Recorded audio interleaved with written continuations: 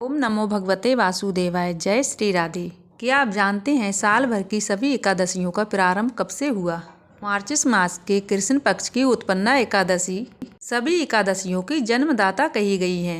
इसी दिन 11 माता का उत्पन्न दिवस हुआ था, जो कि भगवान विष्णु के शरीर से उत्पन्न हुई हैं, और उत्पन्ना एकादशी के दिन से ही साल भर की सभी एकादशियों का प्रारंभ माना जाता है। दोस्तों, आज की वीडियो में आप जानने वाले हैं उत्पन्ना एकादशी की सही तिथि और व्रत के बारे में।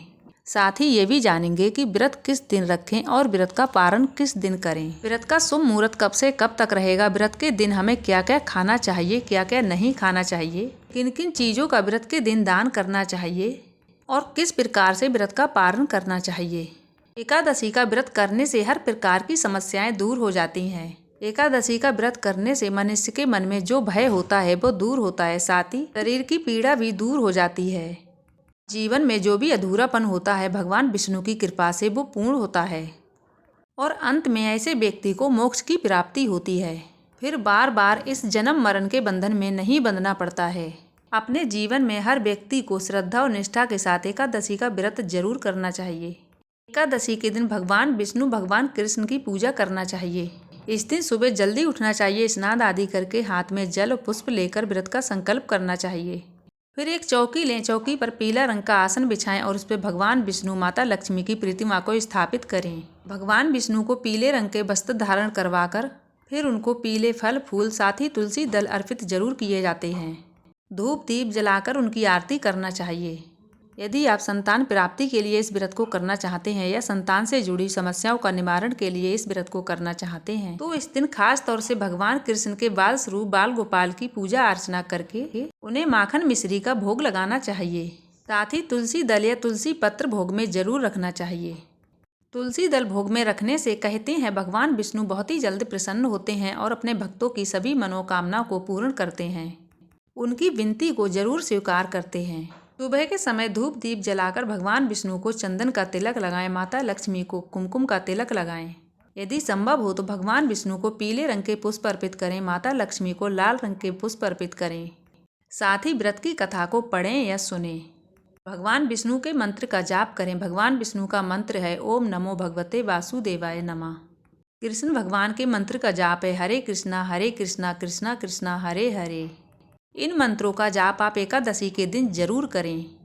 सबसे अंत में आरती करें और आरती करके क्षमा याचना करके अपने व्रत को प्रारंभ करें। सुबह हो या शाम हो, एकादशी के दिन भगवान विष्णु को केवल फलों का ही भोग लगाया जाता है। इस दिन अक्षत का प्रयोग पूजा में नहीं किया जाता है। खास तौर से इस बात का जरूर ध्यान रखें। यहाँ तक कि एकादशी के दिन चावल का दान भी नहीं देना चाहिए। एकादशी के दिन चावल घर में नहीं बनना चाहिए और न ही एकादशी के दिन कोई भी चावल की बनी वस्तु का प्रयोग नहीं करना चाहिए। और 10वीं तिथि के दिन ही व्रत रखने वाले व्यक्ति को सूर्यास्त के बाद अन्न ग्रहण नहीं करना चाहिए। 10वीं तिथि के दिन ही तुलसी पत्र तोड़ के रख लिए जाते हैं, क्योंकि एकादशी के दिन तुलसी पत्र तोड़ना पाप माना जाता है। एकादशी के दिन तुलसी जी में जल अर्पित नहीं किया जाता है, लेकिन द्वादशी के दिन 1 लोटा जल चढ़ाकर धूप दीप दिखाकर तुलसी माता की आरती उतारें। एकादशी के दिन जल्दी उठकर स्नान आदि करके सुबह सूर्य उदय से पहले तुलसी जी के पास दीप दान जरूर करना चाहिए। तुलसी जी में जल अर्पित नहीं कर सकते हैं, लेकिन दीप दान दोनों समय जरूर करना चाहिए। अगर आपके पास तुलसी माला है तो ओम नमो भगवते वासुदेवाय इस मंत्र का जाप तुलसी माता के पास बैठकर जरूर करें। दिन भर अपने व्रत को रखें। शाम को एक बार फिर से पूजा करके और भगवान विष्णु को फलों का भोग लगाएं। भगवान को आप जो भी फलों का भोग लगाएं, परिवारजनों में उसी फल को प्रसाद रूप में बांट देना चाहिए। स्वयं आप खुद भी इन फलों को ग्रहण कर सकते हैं। अगले दिन फिर जल्दी उठकर आपकी जो भी दान की सामग्री है पूजा स्थल पर रखकर, पूजा करने के बाद आपके आसपास कहीं मंदिर है तो आप दान सामग्री वहां दे सकते हैं। फिर आप अपने व्रत का पारण कर सकते हैं।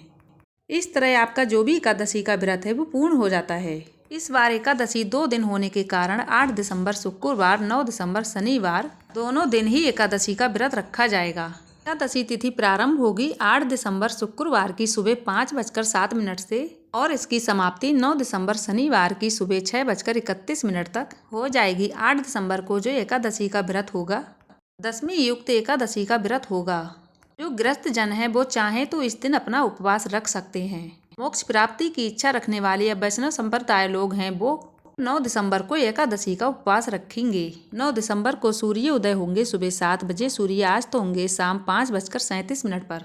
भूकाल का समय रहेगा सुबह 9 बजे से 10:30 बजे तक। इस समय पूजा पाठ करने से बचना चाहिए। जो लोग 8 दिसंबर शुक्रवार को एकादशी का व्रत रखेंगे तो उन्हें 9 दिसंबर शनिवार को दोपहर में ही व्रत का पारना करना होगा, क्योंकि इस दिन सुबह से लेकर दोपहर तक हरिवासर का समय रहेगा और हरिवासर के समय व्रत का पारना नहीं किया जाता है। और दोपहर में ही 1:05 से 2:30 बजे तक आप अपने व्रत का पारण कर सकते हैं। और जो लोग शनिवार के दिन एकादशी का उपवास रखेंगे वो अपने व्रत का पारण करेंगे 10 दिसंबर रविवार को सुबह 7:02 से 7:13 तक। तो इस तरह जो ग्रस्त लोग हैं वो एकादशी का व्रत रखेंगे 8 दिसंबर शुक्रवार को।